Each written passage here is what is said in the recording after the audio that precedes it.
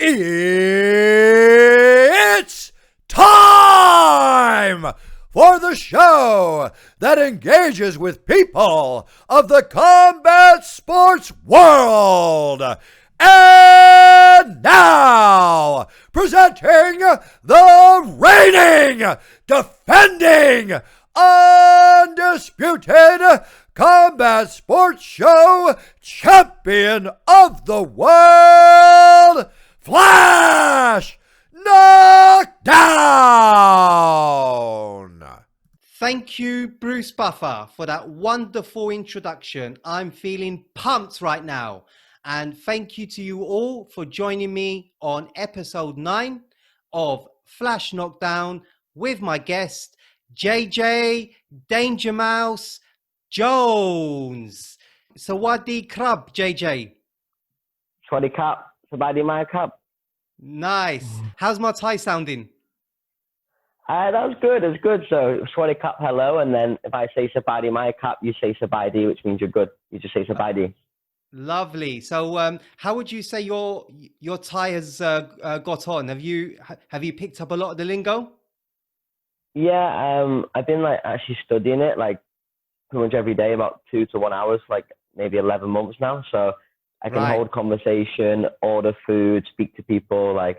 It's stuck. It's I can speak it nearly, I'd say, quite a lot now. I'm quite comfortable speaking it. Lovely. And can you order a beer in Thai? It's quite easy to order what you want. You just say ow. Ow is you want. And then you say a number, maybe say the beer's Leo here. So it'd be say you're with a friend. So you say you want 2, you'd say, you'd say, ow, song Leo. It's I want 2 of them. It's very basic Thai. It's very not descriptive. You just say what you want. So ow, pad Thai. I want pad, you just say the number. Wow. And the weather's about 30 degrees today with quite high humidity as always. Yeah, I'm in the aircon, thankfully, in my room, but it's always hot. We're in rain season, so once it rains, it finishes raining, every day is monsoon. It's unbearable sometimes, but in a high season, or in November, December, January, it's 35, sun, no rain. It's amazing, but right now it's quite tough. The rain is really unpredictable. Yeah, and the summer months in Thailand is when? November, December, January, February. It was end of March. It's very, very hot, little rain. Then this is what they call rain season, where you can be all of a sudden in a sunny beach, and then all of a sudden a big black cloud comes. You got rain for 3 days nonstop, and wow. It's not UK rain. It's warm rain, and it's just thick, hailstones. It hurts, and you're trying to drive your bike, and you literally the roads are flooded. It's insane. It's something out of a movie. Right. Okay. So we'll get into what brought you to Thailand and what's next for you a little later in the show. But for now, life in Thailand is treating you well? Yeah, really loving it. Fantastic. Okay. So a little backstory, JJ, in terms of how you became our next guest, which I've already shared with you. I was watching a recent episode of the Mike Swick podcast, who owns and runs AKA Thailand, also in Phuket. And I was just sat there wondering, who could I have on my next episode? And who do I know that's in Thailand? JJ. So off I went. I sent you a message asking you if you'd like to come on to the next show. And before I could even blink, you came back with a message saying you'd love to come on. So thank you again for agreeing to that. Anytime, mate. Anytime. Happy to help. Fantastic. And the AKA gym is about 10-minute drive from Phuket Top Team. Is that correct? Yeah, all the gyms, Phuket's an island, so relatively, you can get anywhere in an hour on a bike.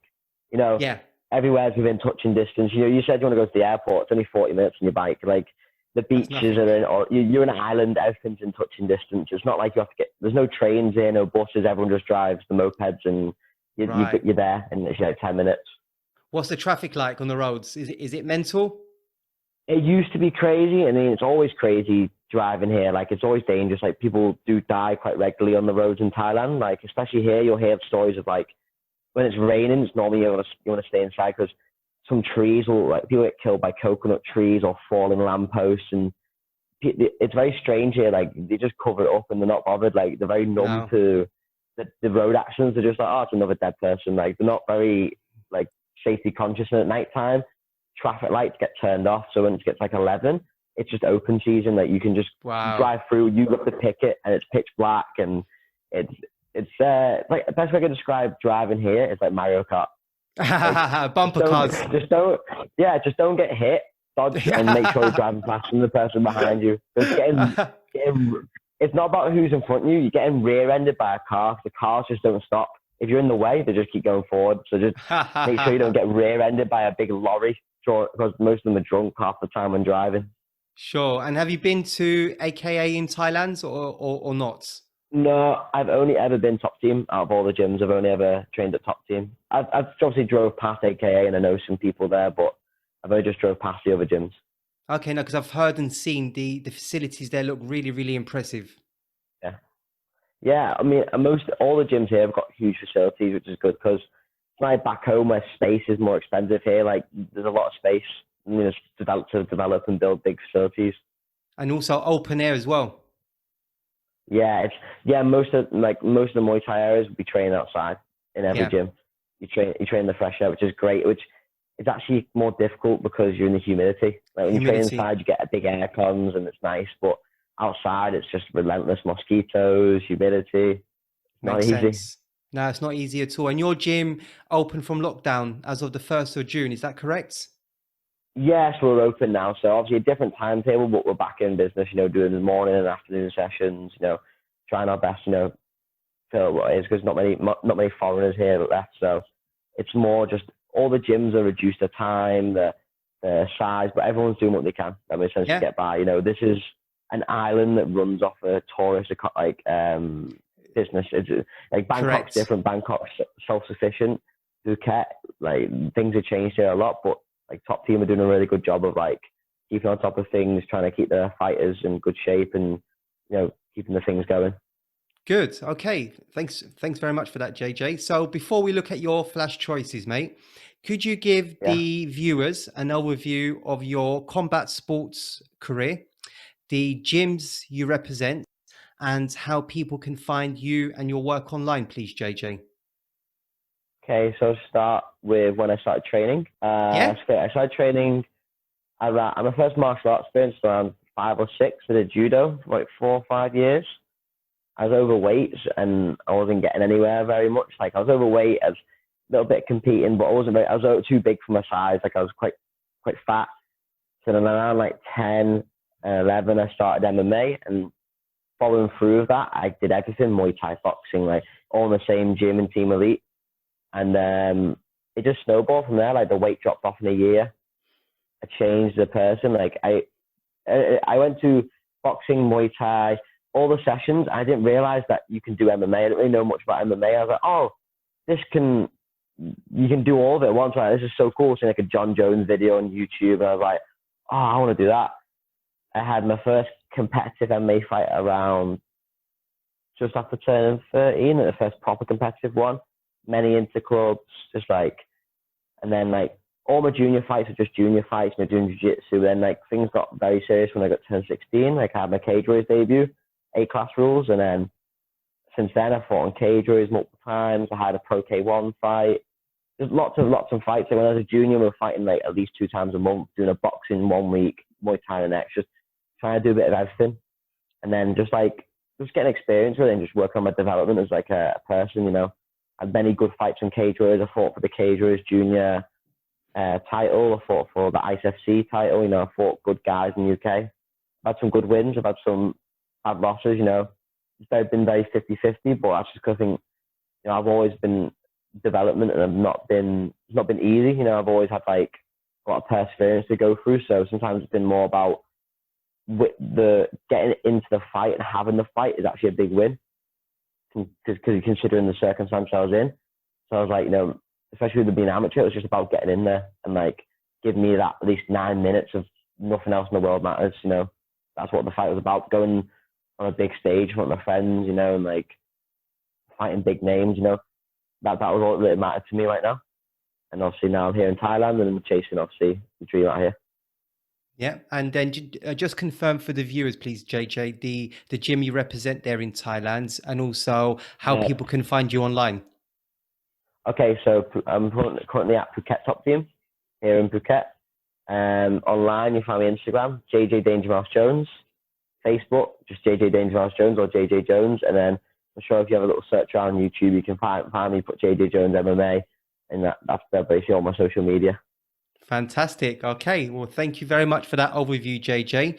Really appreciate it. So now, my man, are you ready for your flash choices? Okay, let's give it a go. Yeah. Okay. So for anyone not familiar and also first time viewers, JJ, I will ask you 10 questions. Yeah. With 2 possible answers, and you choose the one that best suits in a flash. Got it, bro? Okay. Okay, let's go. Okay, so first one, JJ. Flying knee or Superman punch? Superman punch. Gi or no gi? No gi, especially in Thailand with the heat. Body punch or body slam?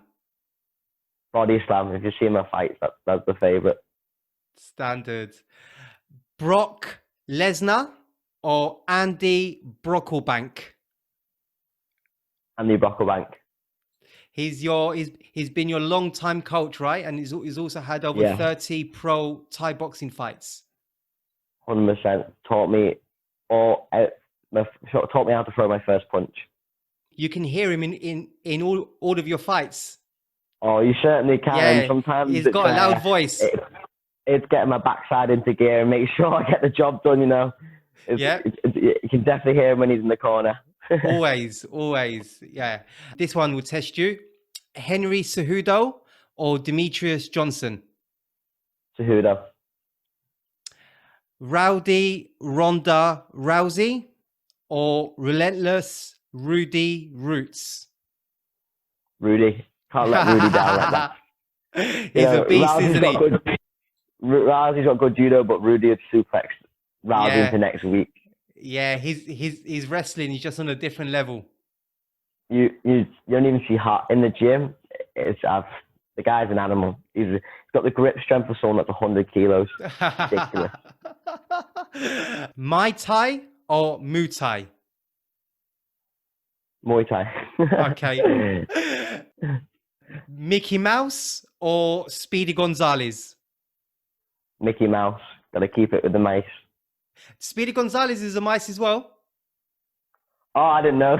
Yeah, he's a famous. Has 2 famous mice. I'm showing my age there. I'm 2001. I didn't see what I know. Fair enough. See, I'm showing my age. I'm showing my age now. Arm bar or knee bar? Arm bar. Okay. And then the final one, and let's see if the cycle continues. You all know what's coming. Workout 7 a.m. or 7 p.m.? 7 p.m. for me. Unbelievable, Jeff. Oh, the cycle has broken. Not for, all these people are going to wake up before your opponent. I think everybody's different. I'm very I can wake up very anxious and full of not have a good sleep or something. They can admit that. So I think I can calm myself down and I can go into a 7 p.m. session and learn more. My brain is I've got rid of all that energy from the night. And by the time 7 p.m., I'm in a good place to learn and take knowledge in. In the morning, I'm too cranky. You do a 2-hour episode, a 2-hour training session in the morning or the night. Obviously, if you're trained twice a day, but if you did one that day, it's the same. You're both on 2 hours. It doesn't matter. If people that need to say, "Oh, I trained early in the morning because it's better," my opponent, okay, whatever, great. Sure. As long as it's done, it's done. True. That makes a lot of sense. Brilliant. Okay. Well, thank you very much for that, JJ. Interesting answers. How did you find that overall? Yeah, it was all right. It's kind of hard to think on the spot. You named some of my favorite fighters, like Cejudo and Rousey. I looked up to Rousey a lot when I was younger because of the judo. I even had a Ronda Rousey T-shirt. When I was younger, I was 13, 12. I had one. I was a super fan. I used to try and copy her takedowns in fights. I've got them sometimes, and I was a really big fan of hers. But I can't let Rudy down like that. No, of course not. And also Henry Cejudo. You have a lot of admiration for him too. Yeah, his fighting style. But even before he became champion, I watched him a lot, and I was like, wow, just because his build, he's built short. He was always fighting really good guys, his takedowns, and he just had a really cool style. I really enjoyed watching him. Brilliant. Okay, see, so I've done my research. No. Yeah, wow. Yeah, I was like, yeah, he's definitely done his research here, you know.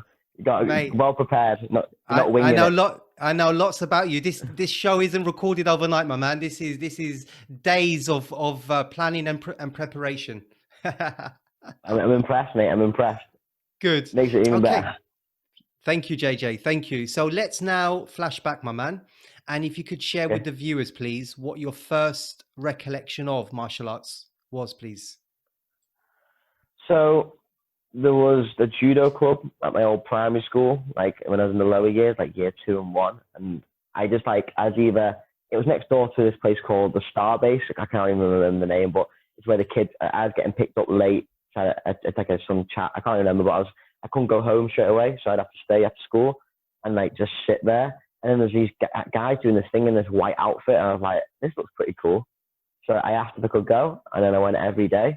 I was like, oh, this is judo. And then I just fell in love with it. You know, the whole like competing against your friends from school. And then every day I was just doing judo. And not that I wanted to be anything. I enjoyed it. It was somewhere to vent lots of energy. And like, I love the competitive side of it and the belts. So I found it really, I got addicted. I really got addicted to it. That's what I can remember just getting my first judo gi thinking I'm like some samurai tying my little yellow belt. I thought, you know, I used to be so proud of it. Like, you know, it was really good times. I bet. And who were your heroes growing up? And how did that influence help you in life generally? I'd say athletically, like it's always changing. Like in terms of fighters, you know, I always looked up to like people like Ronda Rousey, Henry Cejudo. But it's actually a lot more close to home. I keep it, you know, not just any celebrities like my coach Andy Brocklebank, you know, seeing his Muay Thai fights like on like YouTube and stuff. Used to search more time. My coach is Kev, you know. I really like, looked up to the fight when I was in the first started going to the adult classes. All the fighters that were in my gym, you know, the Muay Thai fighters, you know, like really looked up to them. Even though they didn't have a few fights, like still really looked up to them. You know, I never like the conventional like Bruce Lee or anything like that. I never really interested. It's more close to home. The guys I've seen every day, like working harder than me. That makes sense. I'll do it like them. You know, like the adults setting the example type of thing. Sure. And I believe this is your 12th year being involved in martial arts. What got you into it? And you said that you started off doing judo. Yeah, so it was just more to lose weight and venting. You know, I was getting bullied a lot. You know, I just wanted a place to vent some energy, and you know, I had a lot of problems back home. It was a place it's just where I could escape and like, you know, I could clear my mind for an hour. You know, I remember reading Ronda Rousey's book, and I felt very relatable to it. You know, any sport like running or swimming, like you have too much thinking time. You know, I'm an overthinker, and I had a lot to think about, especially as a kid. And like anything like fighting, judo, you can't think about anything else other than that. It makes you stay present. It keeps your brain present. Like you're competing against your friend. Like you're not thinking about what's going on back home or what's going to happen. Like you just got a complete hour of escape, and afterwards you go, wow, like I've not thought about any problems for like an hour. And then you go, okay, if I do this every day, that means I get 1 hour a day of feeling good. And then when you train every day, twice a day, 3 times a day, you go, wow, I'm spending the majority of my day away from my problems. And then you know, that's where you find your escape. There's more of an escape, and the feeling, you know, the feeling you get after a session just felt amazing. Makes sense. So it's fair to say that martial arts has had a positive impact on your life and perhaps even changed it. 100% changed it. You know, I could have gone in a really bad direction, and I owe everything to it. You know, I wouldn't be sat in Thailand today without martial arts. You know, it's never been easy. I've had a lot of ups and downs, but you know, it's always been something that my life's always had a lot of changes that I've not been able to control. But something that's never changed is the gym's always been there. Yeah, and So, you've been you know. no. I was going to say, and you've been competing since 2015. Is that right? A little bit earlier, I started like the Muay Thai and Amateur MMA, like that. Like the only ones that put Tapology is when I got started fighting that on Buddha and stuff. But I fought on amateur cage battles, which went on Tapology. So Muay Thai's comes around 13. You know, just it's been a while, like 2014, 2013, like around then. Wow. It's been a while now. Okay, so was competing always part of your plan? And who suggested that you should enter competitive competition? So actually, I knew obviously it's competitive sport, but when I first joined my gym, I was doing it, and I thought I'd never be good. So now I had much confidence, so I was like, oh, I'll be telling about That's this. okay. No, That's okay. anything else. But then I started came with my friends, and then they all started quitting, and I just kept going, and I was like, oh, I'm doing all right here. And then I was like, I want to do what they're doing, and then I just kept pushing and pushing. I want to fight. To my coach, and he's like, okay, this summer holidays, obviously school holidays, train every day, come do the morning sessions too, and we'll get you on. And then I did, and they got it, and I won my first fight, and from there I just got hooked, and then I really started looking into it. I can be this, I can be a fighter, I can, that's what I want to do. Because it was just freedom. It felt so good. You've possibly answered the next question, which was, what do you get out of competing, as you clearly enjoy it and have done since you were only 13? I mean, in your first year alone, and I believe you mentioned it from the outset of the show, you competed in, or managed to squeeze in, 11 inter clubs and 6 competitive fights, and then not forgetting the various combat sports fights from Muay Thai, boxing, K1, and all by the age of 19. It's more, it's changed over the years, truthfully. A lot of people say the same answer for the same time, but it changes your motive and when I was younger, it was to more prove a point and prove it to myself, I can do this, and it gave me an escape, and that is still present. But as you get older, more and more, motivation come into your life. For me now, it's provided a livelihood. It's provided me a new life in a different country. I've got younger kids I was teaching back home and still following my stuff, and now it's my job to inspire. If they're happy and they get inspired from it, and one of them's going through problems too, and they can look up to that. That's what's important, So I think as you get older, your motives your motivation will change. Yeah. But the main thing is that you're still fighting. That makes sense. So whatever makes you sense. Yeah. Makes a lot of sense. And you've been involved with Team Elite in Southport since day one. First of all, how good have the coaches and teammates there been for your martial arts developments? And how else have they helped you beyond getting you ready for your fights? Really good. It was like a family. The older fighters really took me in the wing when I first came into the adult classes from the kids class, and I grew with them, and then I started getting bigger, and I could start sparring with them. It was really a gradual process, and when you're in it, you don't look until you look back at it, you don't realize how much the golden days are just all grown up together, looking up to them, and then positions change, and then I start coaching the kids classes, helping with that, and then you're like, oh, I was in that class, and now I'm helping out on it, and now they're looking up to me, and you go, wow, now I'm the adult, and you go, it's a real experience, it was eye-opening, and they put me where I am today, it's crazy when you look back at it. I think the time goes so quick, and until you look back at it, you go, wow, a lot happened there. Yeah, so I mean, it's gone completely full circle. I mean, I've seen you train with the Gittins brothers, Liam and Sam, Kevin Ward. Obviously Coach Kev, he's fought in Glory, multi-time world champion. Yeah. He's been there all my fights, like Andy too. Liam and Sam, Rob, we all trained together. Liam was, I think about when he had his first fight, he was my age now.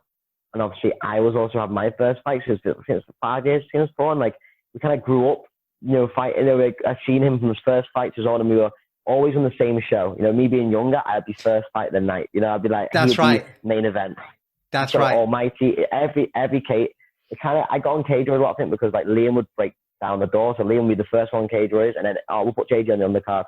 So I do it. It was like a partnership. We'd roll up the fights together, cut the weight, and I looked up to him a lot. He had a really good style, and I grew into his weight class. I was originally a 52 kilo, 48 kilo fighter, and then originally moved up to flyweight, and it was a gradual process of kind of walking in the same steps type of thing.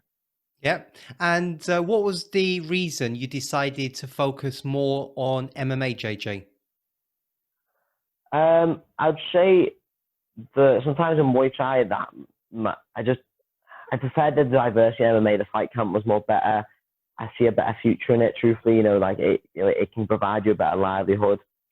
I love the UFC, I feel like it just, I don't know, it felt right MMA. I love the grappling side of things, you know. A Muay Thai fight camp is very different than MMA fight camp. You know, if you have an injury on your leg in the Muay Thai camp, you still have to do it, you know. MMA, you can work around your body and be a little bit more smart about your training.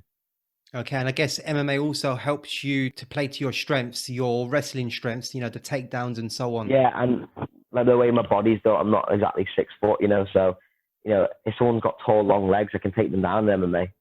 You know, Exactly. like I can, you know, fight smart, close the distance, or, you know, I can use my body to an advantage a little bit more. Exactly. Yeah, makes sense. How would you describe your fighting style for anyone that hasn't yet seen you compete? I would say, always trying to push to close the distance, I'd say, and like trying to get like this. I like to take the back and try and get the submission, you know, or Oh yeah. I love to get big takedowns. Like I do love picking people up and slamming them. I find that just so much fun. And yeah, really just trying to. I'm saying I'm well diverse. I see my wrestling comes out a lot in my fights more than it does in the gym. Even like kind of strange, but I just kind of you can't treat every opponent the same. You have to look at them and see how like you're going to flow around them.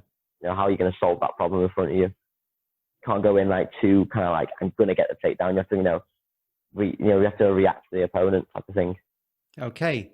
And we mentioned Ronda and Henry Cejudo, but is there any active fighters you model your game on now? I'd say, you know, when I was younger, I did, and the last 2 years, I kind of stopped doing that since I was training with a few guys that have been in the UFC and like sparred with them and sparred the guys that have been in one championship. Now I've realized it's my time to become me, like not model on anybody else, like start to develop what's right for me. You know, there's no like 5'3", like people walking around the UFC that much. So I'm like, okay, I've got to draw up my own blueprint and like be my individual now. I'm gonna spar some of the guys from one or the UFC, you know, I do okay, and you know, I'm like, okay, well now, you know, this is the target now. This is the top of the ladder. This is the goal to take their position. That's the goal now. If it be 5 years, if it be 10, 15, yeah, I know I'll get there. Any advice you would give to someone preparing for their first competitive fight, JJ?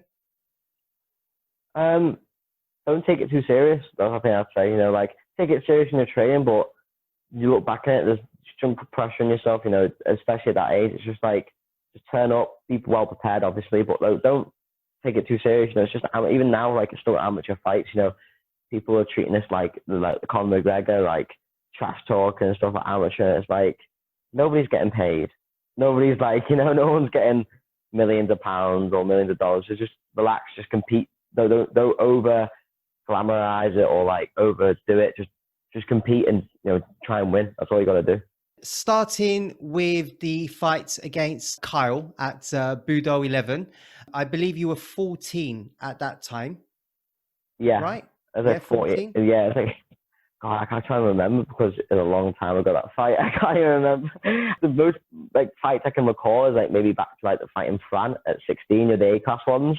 Right. Because my junior ones just all mumbled up in my head. But looking at the fight with Kyle, and based on what you can remember, it was very competitive, very, very well matched, and you lost by split decision. What did you learn the most following that particular bout?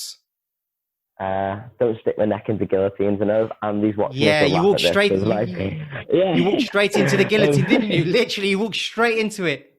Just a few times. You know, it's funny because it was kind of forgotten about that fight after a week because I fought Muay Thai literally 9 days later, and then fought Muay Thai again 10 days later. So it was like, that's what I mean. Like if there's a loss, so the next week I'll try and go and get a win again. And it's like it was very like. It's not like A-class or like professional. You sit on a loss or a win for a while. Like there was no sitting or waiting around. It was like, oh, okay, got any injuries? No, okay, let's go and get another one. That's kind of the idea, to just keep the competitive ball rolling. I see. Okay. Other than not walking straight into the guillotine, any other lessons that you learned? I'd say the guillotine one was the focus. Just like. Obviously, I was very scrappy because I was only young, and you couldn't look into it too much. You know, you're dealing with nerves. You're young. It's like it's hard to analyze them fights. You know, you can analyze your A-class fights even now. Amateur, sometimes you got to can't overanalyze them too much, you know.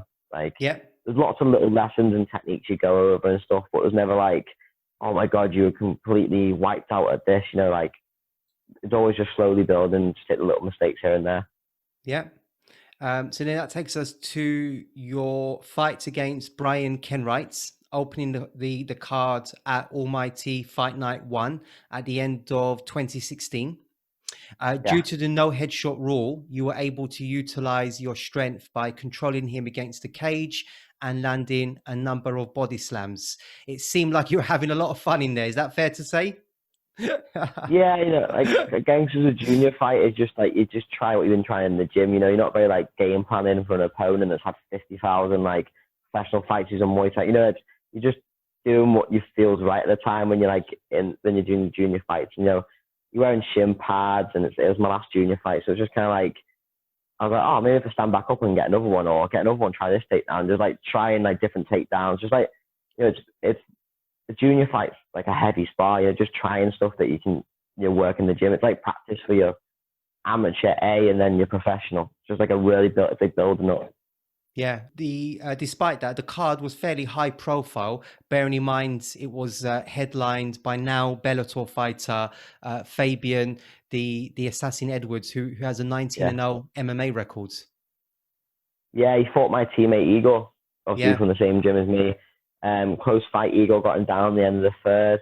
But obviously, Fabian's like a really good fighter. You know, he's showing that now. He's like rocketed from there. Yeah. You know, so yeah, he's killing it right now. 19-0, both, you know, with his amateur and professional record combined. That's pretty impressive. Yeah. Super impressive. Very, yeah.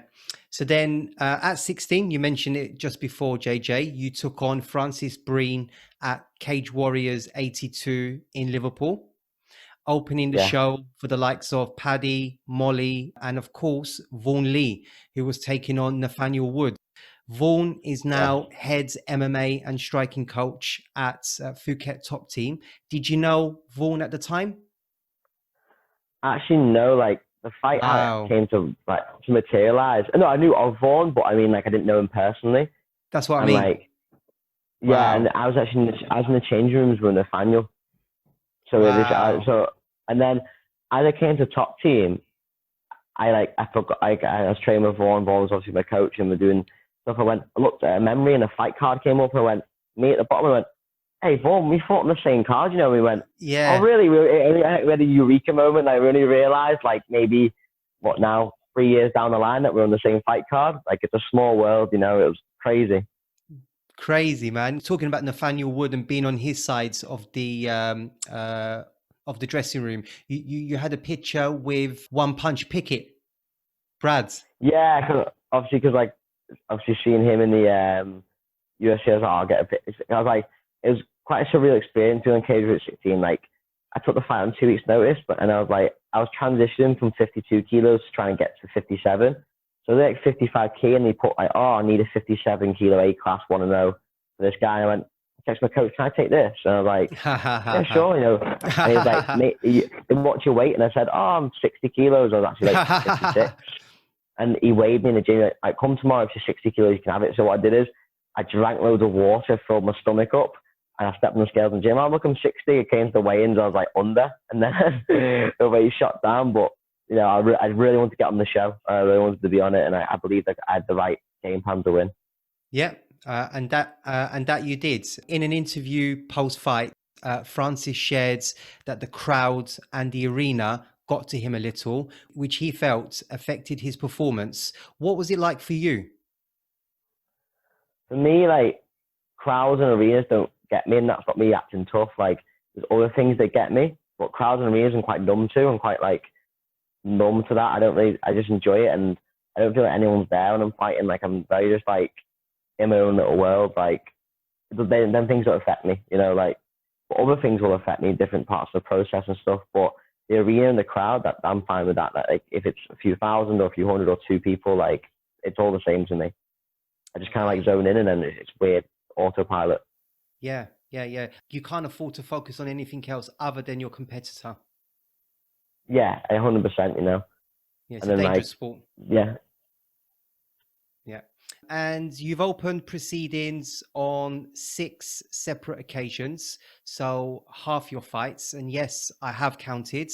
What are the advantages, and if any, disadvantages of doing so? The advantage is you turn up and like you fight straight away. There's no sitting around for hours, and also the other advantage is you get a free ticket. So after you've fought on a big cage race card, you're allowed to walk around backstage. All the UFC guys are there. You get to watch this show. Like it's basically like you have a fight and then you actually get to watch the real show. Like it's like you know, it's very good that way. But the downside is you turn up and like you're actually fighting quite early, like 3 o'clock in the afternoon. So like you're still quite groggy and like you should get like 30 minutes to warm up because they're very strict about the time. But it's good if you just turn up, get your job done, and then you're like, oh, I can enjoy the rest of the night now, not sitting around for hours, you know. True.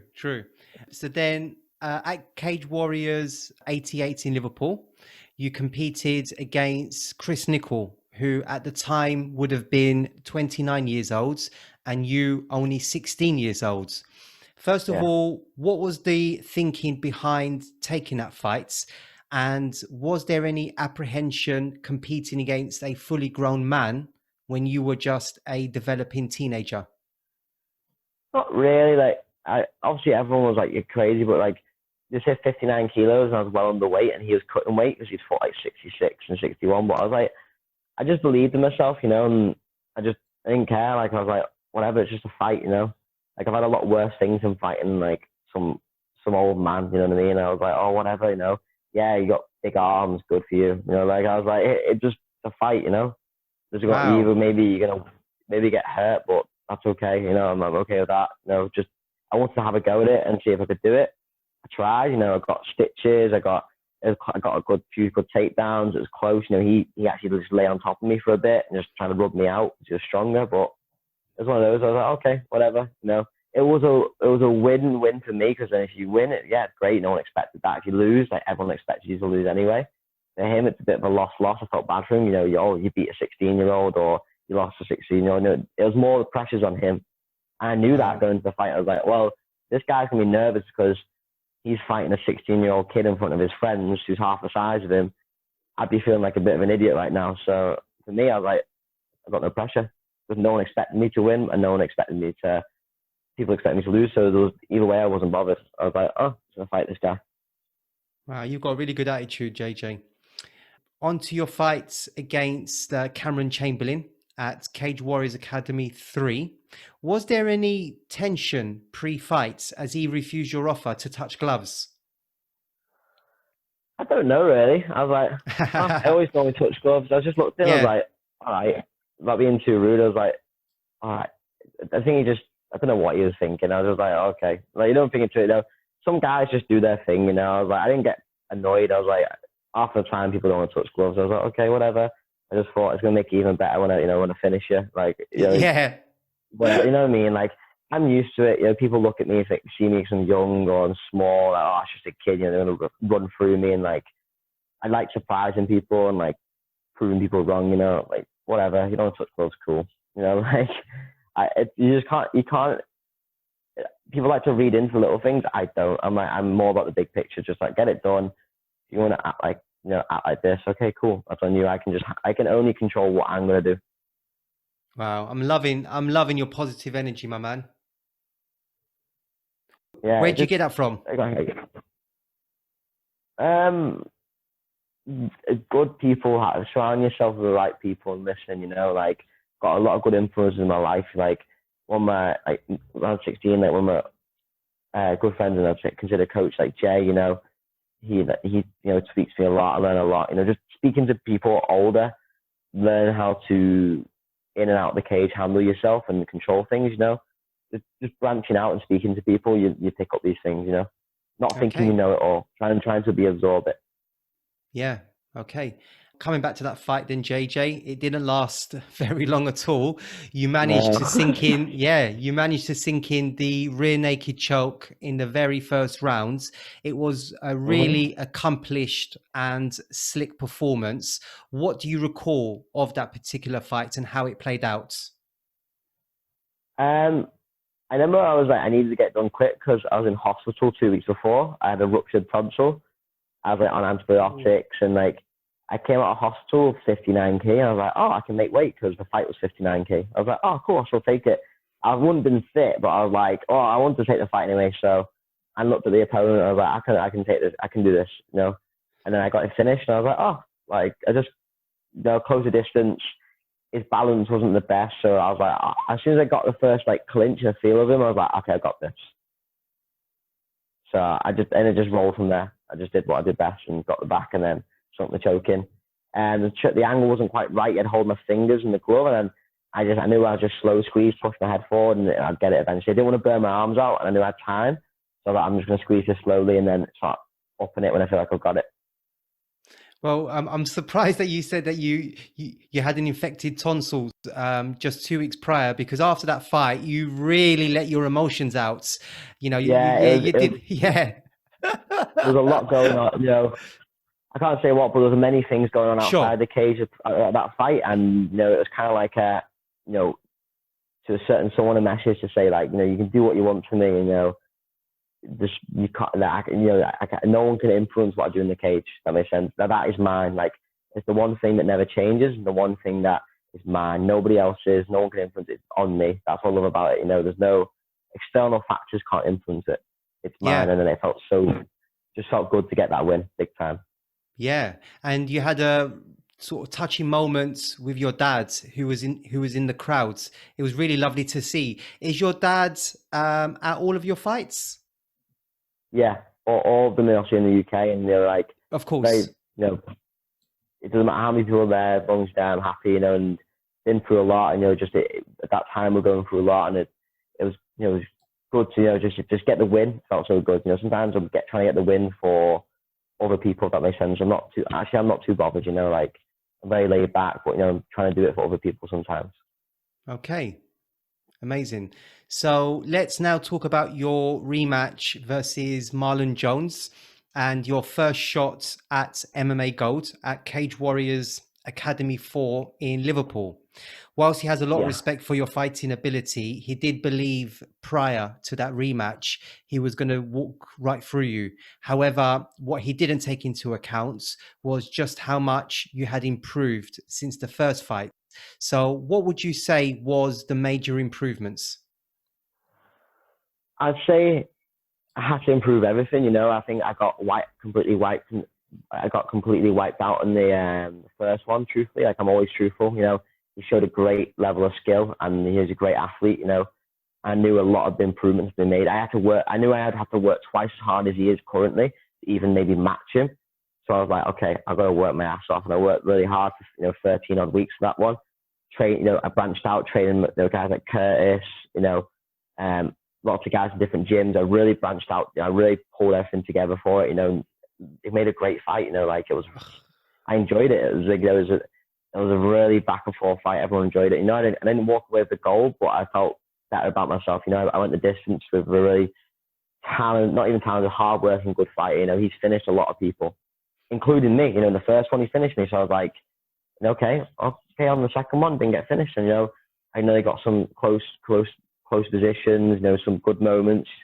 You know, obviously it's the last fight of flyweight. You know, he was a bit bigger and stronger. I could feel that. You know, he was more athletic, but, you know, I tried my best, and because I gave it my all, I was comfortable with myself afterwards. I was like, yes, okay, yeah, I was upsetting. You know, I'm not gonna say I was fine with it. I cried my eyes out.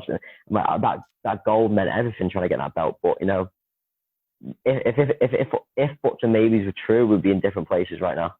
You know, I try not to think like that. Man, I could talk to you all day. So coming back to that Marlon rematch, what an incredible and very high level junior flyweight bouts. You both got a standing ovation at the end. And for me, there was no loser and could have easily been scored as a draw. What were your thoughts on the fights and the decision? The decision, it looked at, I'm not too sure. You know, like, people will tell me, oh my God, I could have been a draw, but, like, I never like to ponder that type of stuff. Like, okay, Marlon walked away with the belt. It is what it is. I had a great fight. You know, he's got great grappling too, as well as his striking. You know, his grappling is underrated. And, you know, he's got good all-round game. You know, he's very good. I don't look into it too much. You know, he got a good takedown on me at the start. I got on the lateral drops, you know, trying to push a pace, trying to throw subs on. I was just trying everything to win, you know, just trying everything, you know. He had a lot of answers, which was good, and it was a good fight, you know. The result, it is what it is, you know. He walked away with the belt. He was already champion before that fight, so it's not like it was a shock steal, you know. He defended his belt, you know, good on him. Don't look back on it too much because, you know, I was like, okay, I'm 18 next year, you know, it's my last fight, under 18 fight. So I was like, okay, on to the next one. Wow, I just have to give you a round of applause, my man, because that fight, I think I watched it maybe 4 or 5 times now. Man, it just never gets boring. It actually gets better and better. Yeah, and for anyone that cool hasn't seen moments, it, you know. amazing. For anyone that hasn't seen it, you must go and watch that. Do yourself a favor. Yeah. Yeah, There's brilliant. a lot of, like, we always respected each other. I didn't have any animosity to him, but it was like, No. you know, seeing each other a lot around the circuit. I fought before. It was very like, it just felt like there was quite a good build up. A lot of people knew about the fight was going to happen, and afterwards it was like Curtis, my teammate, was fighting Liam, who obviously is friends of Marlon, and me and Curtis are friends. So it's kind of like me and Curtis were in trying to get the belts. They were defending it. It was very cool. Like it was set out very like set up very well. It was really cool. Nice to see that. I love that. It's nice to see that, and he speaks very highly of you as well. Yeah, you know, it's amateur at the end of the day. There's no like, oh, he stole everything I've ever, you know. No, it's not that, you know. Nate Diaz moment. It's not one of those, is it? You know, it's just like, yeah, he keeps the gold strap. You know, he works hard. He works as hard as I do. You know. Yeah. Everyone's just doing them. You know what I mean? At the end of the day, as long as you're improving yourself, that's all that matters. True. So now moving on, looking to the fights versus Jack Temple at Cage Warriors 107. Winning again in spectacular fashion, again via rear naked choke, again in the very first rounds, and having just recovered from the broken nose sustained in your previous fight. Just how special was it to bounce back in that fashion and against someone who was preparing for their 17th amateur contest? Oh, it was, you know what? It's probably one of the best wins I've ever had in terms of, you know what, normally for a fight, I'm not too bothered about the consequences, but watching, when I got offered Jack, I went, I'm going to have to fight smart, because you watch him knock people out. It's not like they get dropped, they go asleep. Like, they go to the shadow realm, like, they're on the face, some of them. I was like, this guy can punch. So I was like, I need to really, I had the game plan to work that perfect circle around, let him come to me, kind of play that I want to strike, but I didn't want to strike with him. Get the leg hook takedown, get the back and finish it. That was literally the game plan for weeks and weeks. You know, just draw him in. Don't go chasing him, because you chase him, you'll probably get knocked out. You know, like there was a lot of nerve, because I was like, this has to pull off the game plan. Because if the game plan doesn't go right, this is going to end up ugly. I'm going to wake up somebody. You know, I was like, because you know, he's so physical, and you know, he's older. He's quite old himself, and he's had a lot of high profile fights. He's been a champion. I was like, you know, this is a scalp, and it's a big show. You know, in Liverpool, in the Echo, you know, I was like, I come back from America. I was like, I need to win this. And when it pulled off, I was like, it's kind of like it's just, I love it when a plan comes together type of thing. I was like, it felt like that when the plan literally goes how you dream it. It was like, well, preparation felt good. Yeah, I mean, walking to the cage, and bearing in mind what happened last time, you were super relaxed. Yeah, well, you seemed super relaxed. I was just sucking it in, and like, you know, broken noses and stitches. It's not that bad, you know. Like, I've had a lot worse, you know. Like, in the cage, or maybe you'll get knocked out. You're just gonna wake back up. Maybe even if you die, you know, it is what it is. You know, you can't control that, and you know that. You know, I could go drive my motorbike today and go crash and die. You know what I mean? Everything can kill you out here. You know, like, everything can kill you in the world. You know, you're gonna hit by a bus. So why worry? You know, if you believe that you trained hard, you're gonna be okay. Like, you know. And I was just enjoying it. You know, if you don't enjoy it, what's the point of doing it? Yeah, you were having a lot of fun when walking to that cage. When I see him get in the cage, I was like, hey, this fella's got a pretty chest on him here. You know, this I was like, this is gonna. And he hit me, and I went, yeah, this guy can hit. Yeah, he can. He can. He really can. Wow, love it. As I said, I could talk to you all day, JJ. Then on to your last victory versus Christian Tebets at UKFC 12 in Preston. Another rear naked choke. the third in your career. Why would you say you've been able to keep securing that particular submission? I would say just it's repetition. I don't look for it. It just is what's given. And I think, if you get someone in an arm bar or a knee bar or an arm lock, like you see guys in the UFC, like let them break your arm. Like with adrenaline, they don't feel the pain as much. But if you choke somebody and they don't tap, they go to sleep. So it's like a guaranteed, like it doesn't matter if they tap. With an arm bar, they might not tap, because some freaks like Dan Hardy are just like they keep just bending and like it's slippy and sweaty. A choke's very like solid, Once you got someone's neck, it's in. And if they don't tap, they're going to go for a nap. So it's very like a good way to secure a good win. I just like it. I just feel like I'm good. If I get on someone small, if I'm on someone's back, I'm hard to peel off. I'm small. And I don't know. I never thought, I'll become a rear naked choker, but then I finished quite a few people with them. And I was like, oh, okay. I guess I'm kind of good at this one. So very good at it. Very good. Take what you're given type of thing. Okay. And then the commentators believed you were 2-0 down on the scorecards going into the thirds. Do you agree with that view? And what were your thoughts coming out for the third rounds? I knew I'd have to win the round, but I didn't really feel like I was down considering I got pushed the takedown. He didn't like drop me or anything. So if you were going to say, significant striking, like we were pretty tit for tat. He was chasing a lot, but I got him down at the end of each round, so I secured a dominant position. So I wouldn't agree with that, but it is what it is. The commentators aren't actually doing the judging, which is thankfully the case, and they weren't needed. So they can say what they want, but it doesn't really matter too much because it's got the finish. So that's the benefit of finishing the fight. Yeah, I agree with you with that, JJ. Yeah. And then on to your most recent competitive action against my man, Sheldon Ryan, my guest on the last episode of Flash Knockdown. Hey, Sheldon. And that was a tough fight overall, but you just kept plugging away to the very end, and to your immense credit. Coming back to the subject of rear naked chokes, JJ, you really fought to secure one in the seconds, but I guess Sheldon was just a bit too slippery. What was your take on that fight overall, please? I'd say I rushed a few things quite a lot there. I made a few technical errors, I've worked them in the gym since. A bit overzealous to go play chase. He made a very good game plan. I could hear his corners, you could hear Menga. I know Menga trained him before, and he made a good game plan. I fell into it a little bit, and I didn't play my own game too much, I got a bit over excited in the fight, trying to chase, trying to get the takedown. Made a few errors, went for my lateral drop. He pulled him on top of me. That lost me round one because then he secured the top position. Tried the omoplata. Everything I was trying, I was not doing to my best ability. Like I was didn't play the best game plan. Like you could have replayed that fight and it could play out many different times, but as I said, it's amateur, so just give good credit to him. There's nothing much really you can look into. You can't go, he's a specialist in this. You got to win. Good on him. Not too bothered. Just go and get ready for the next one. Just take the lessons from it.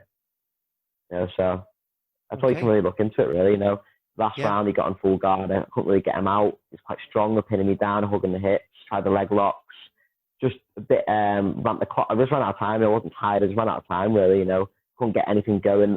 Sometimes you have a fight, you set into a groove, and you're like, you're in flow, and everything sometimes it just takes you're just out of groove. You couldn't get my rhythm, couldn't get my game going as much.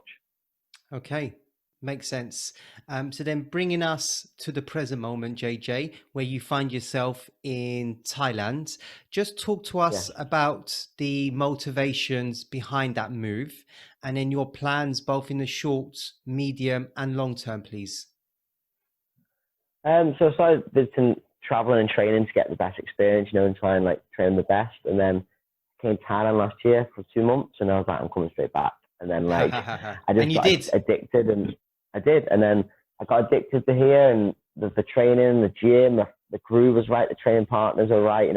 Vaughan's a great coach, and molded them really well. Rudy, all really good fighters. Top Team is such a good facility. Especially when it's high season here, we have fighters from one championship. We've got guys who are in one, like Coach Ben, who just had a fight on one. There's so much talent coming through, and also you're in Asia, so there's a lot of small guys, a lot of 57 kilos, 61 kilos. So you're really getting the best training at your weight class, And then it's also the lifestyle. You know, I had a lot of problems back in the UK for many years. You know, now I've got a new life. You know, I can think finally clearly, train without worries, no worries. Like, I love the lifestyle here. I feel like Thailand was a home. I found home. I found like I love the lifestyle here, and I couldn't consider. When I visited back to the UK, like, you know, it kept me home. I was like, I want to go home. Like, in terms of Thailand, like, I just feel at home here. You know, the lifestyle, the way people are, the training partners, my friends, the gym, Top Team. I can't thank them enough. Like, they're just like amazing facility. You know, it's just I love this place. It's amazing. Can't think of enough words to describe Thailand. Like, it's got its downs too, Thailand, yeah, but it's just majority is good. So it's fair to say that you plan on staying in Thailand for the foreseeable future? Yeah, 100%. I think, you know. Okay. I think well, obviously COVID, I can't leave, but, you know, I think there's many good opportunities here in terms of fights, you know, in the future, you know. And when you're in Asia, you're here to one championship, which is something I've always wanted because my weight class is wanted there. You know, like 57 kg, that's like more required over here. The UFC doesn't really sign that many flyweights, and it's a fresh start for me. Not maybe also as well as my fight career, but also mentally. You know, it's a good place for a good headspace. And you know, I don't know when I go back to England yet. You have to take COVID. You have to take every day that comes. Yeah. So how does that change your fighting career? Are you staying in MMA, or are you going to transition to MMA? MMA? And have you got, okay. And have you got any news on your next fight or not? There were shows starting to pop up again. Obviously, we're just recovered from COVID too, but they do have MMA shows in Thailand. You know, and when the borders open, there's all over Asia there's shows. So it's just slow. You can't predict because, you know, COVID's changed everything, you know. It's just waiting for the right time. And, you know, right now it's about developing here, and then there's always opportunities in Asia for fights, you know, in terms of MMA. Probably will maybe get some Muay Thai fights again later in the year because they're opening up now in Bangkok. So it's about seeing what, you know, turns up. There's an MMA show here in Phuket actually in August. I didn't get a match, but they said they're going to do a show every month. So probably get one or two more fights this year. That's encouraging. So it's exciting time. You know, luckily Thailand wasn't that badly affected by COVID in terms of infections, but the closure of restaurants and gyms and places, it really hit Phuket hard. You know, life became quite hard here for people, and luckily Top Team's open now, doing everything they can, and you know they've rise to the occasion. You know, they're doing really good. Okay. Brilliant. Okay. Well, I wish you the best of luck with that, JJ, and I wait for your next scheduled fight for sure. Awesome. Sounds good. Thank you. So we now move on to the final part of the show, JJ, which is looking at your flash fives. And again, just want to reiterate my thanks for your time. No problem at all, mate. Anytime. Thank you. Thank you very much. So, JJ, I will ask you 5 questions. And very simply, you just give me your best answer, mate. Is that all right? Okay, let's go for it. Okay. So the first one, JJ, who would you love to compete against, either dead or alive? Alive, I'd say, I'd say at flyweight, I'd love to fight Henry Cejudo just to see what it feels like to get ragdolled. But I don't think I'd be coming out with the win on that one. I think I'd be soon gone. But it'd be interesting to see what it feels like to get ragdolled like that. Or Demetrius Johnson. Dead, the fight. Not many people have been in my weight class for that long, to be honest. You know, for that it's very new weight class. So there's not many fighters that are dead from flyweight. So not too sure. You know? Fair enough. Your ideal way to finish an opponent? Oh, rear naked choke. The best combat sports fight you've seen?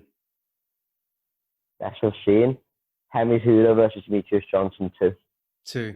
Yeah. That was like, the number 2 was just, the story behind it was fantastic. You know, the fact he got finished so quickly and then he come back in that second fight, his ankle went, like, it was just back and forth, it was close, no one knew who won it at the end, like, that was insane.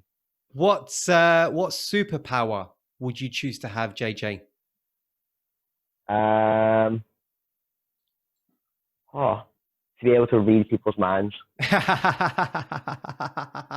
life easy. That'll be handy. That That'd would a be handy handy. one. Love that. It would be. You could create your own narratives anywhere you go. Correct. You can read people's minds. That's right. And finally, the best finish to a fight you've seen, JJ. I'd say when Barboza spinning a heel kick Teriyatan and dropped him like a corpse. I thought that was just like, that's just the way it glanced him. Or Uriah Hall and the spinning back kick and the Ultimate Fighter. There's so many. Oh man, that was also good. That was the highlight reel of that particular tough season. Yeah. Yeah, he's been living off that ever since, Uriah. Yeah, he's had a few tasty paychecks off that win. Yeah, for sure. Brilliant. Great set of answers. And I really enjoyed speaking to you, JJ. How did you find the experience overall? Yeah, it's good. I enjoyed it, It's hard thinking on the fly, but, once you get into the groove of it, it's okay. Not so bad. You've done well. Believe me, you've done really well. I'm sure the viewers will really enjoy this conversation. It's been very open and honest. And yeah, you speak extremely well. You're very articulate. Yeah, I try not to, can I swear? You can swear? I'm trying to bullshit too much and act like I'm some, act like I'm some big, don't care type of person, just say it as it is. I say what's hard and say what's easy. Some things are hard, some things are easy. It's as easy as that. And everyone's different. What's for them? Yeah, agreed. Well, thank you once more, JJ. And thank you to all the viewers for tuning in to episode 9 of Flash Knockdown, the show, as Bruce Buffer said, the show that engages with people of the combat sports world. Thank you to everyone, and thank you to JJ. Thank you. Thank you very much, JJ. Thank you.